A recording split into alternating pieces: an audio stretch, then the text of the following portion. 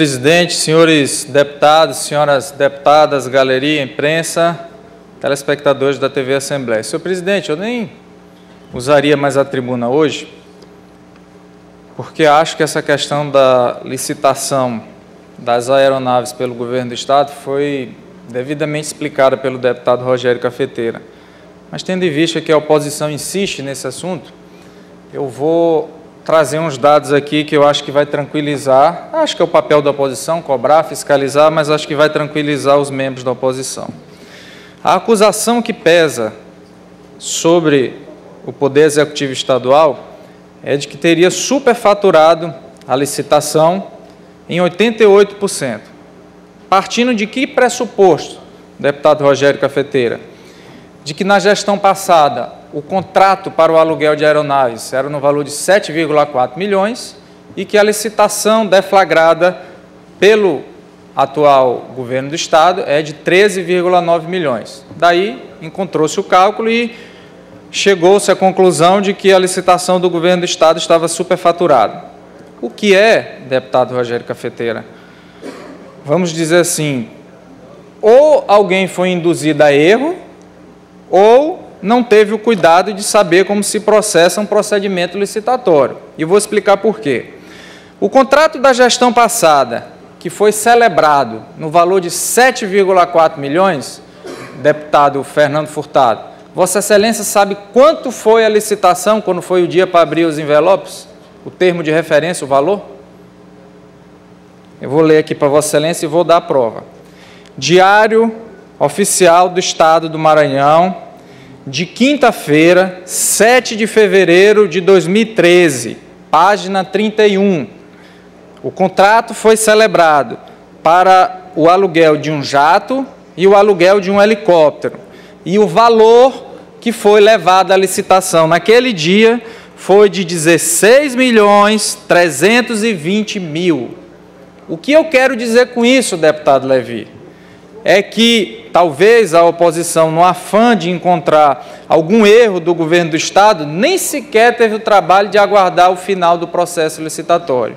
Porque na gestão passada, um termo de referência que foi lançado no valor de 16.320.000, senhores deputados, caiu, deputado Rafael Leitoa, para 7,4 milhões. E o que isso quer dizer? Existe a concorrência, várias empresas se habilitam e aquela que apresentar o menor preço é que vai realmente ser detentora, se preencher os requisitos documentais, para celebrar o contrato.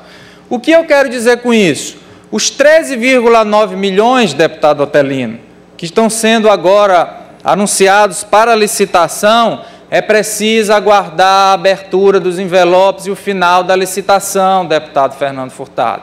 Porque aí sim, é do valor da contratação que vai poder se fazer a referência do que dizia respeito à gestão passada e do que diz respeito à atual gestão. Mas, deputado como Braga, eu disse, talvez no afã de tentar mostrar um erro que não existe, porque o governo do Estado vai deflagrar ainda o processo licitatório, as empresas irão ainda abrir os seus envelopes, deputado Otelino. Aí sim, depois de aberto e antes de ser celebrado o contrato, é que a gente vai ter noção do valor que vai ser despendido pelo governo do Estado.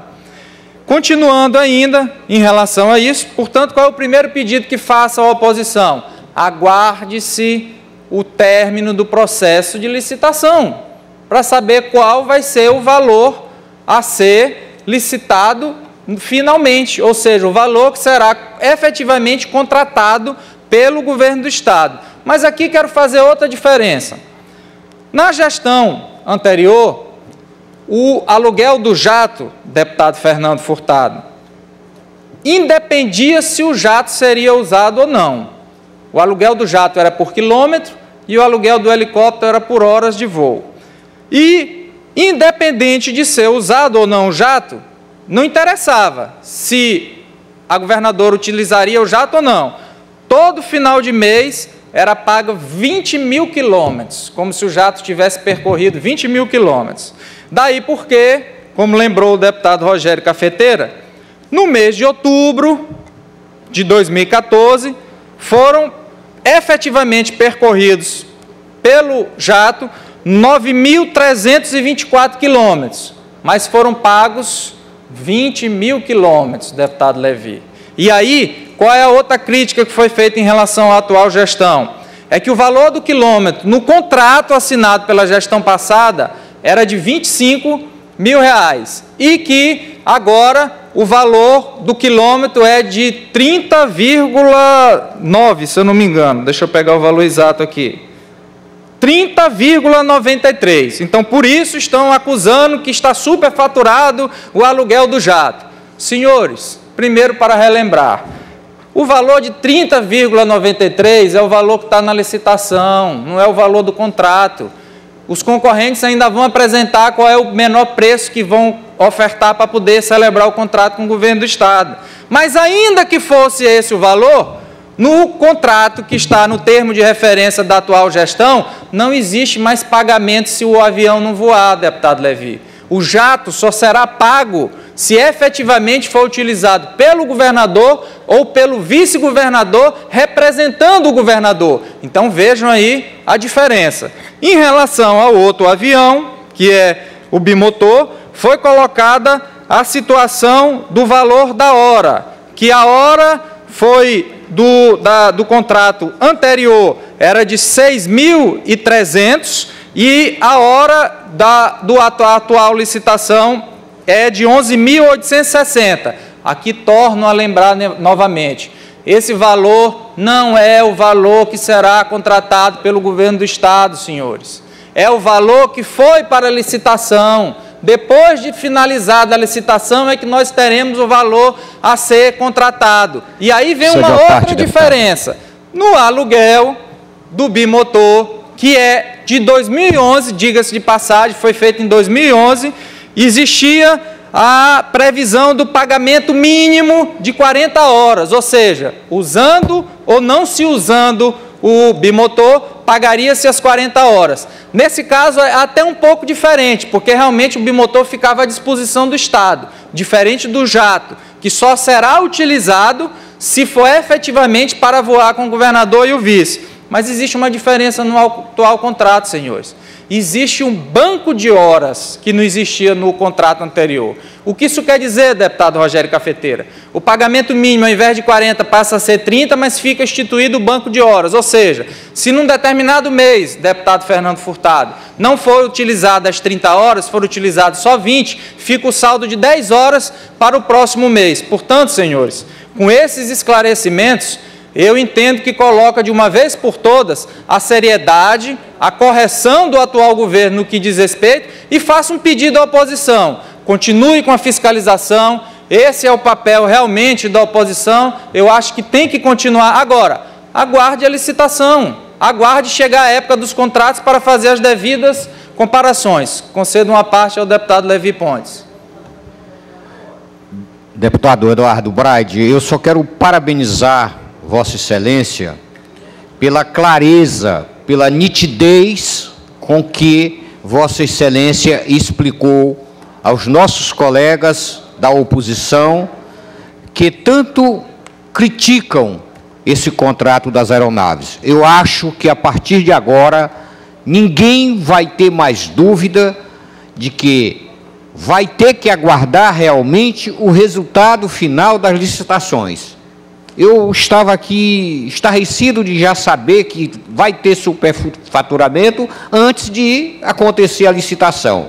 E não se fala também na metodologia que está sendo usado nesse novo processo licitatório.